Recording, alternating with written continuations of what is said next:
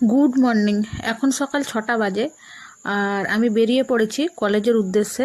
আজকে আমার এক্সাম আছে, সকাল 8:30 থেকে 10:30 পর্যন্ত এক্সাম হবে। তো সেই জন্য সকাল সকাল বেরিয়ে গেছি। আর নতুন গাড়ি নিয়ে এই প্রথম যাচ্ছি। আর গাড়ি নতুন কেনার পর, পুজো দেওয়ার পর এই প্রথম সবথেকে বেশি দূরত্ব যাবে আজকে। তো চলো তাহলে যাওয়া যাক।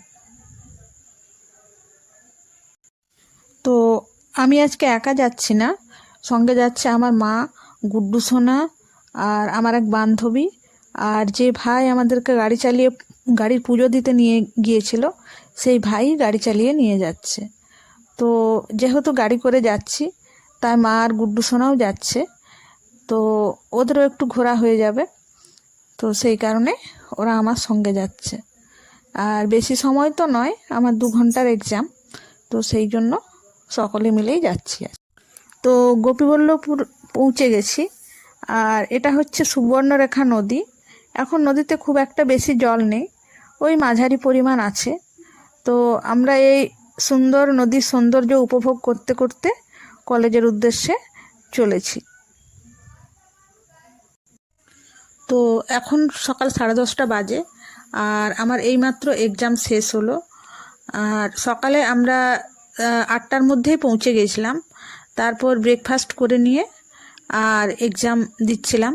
8:30 থেকে 10:30 পর্যন্ত এক্সাম হলো।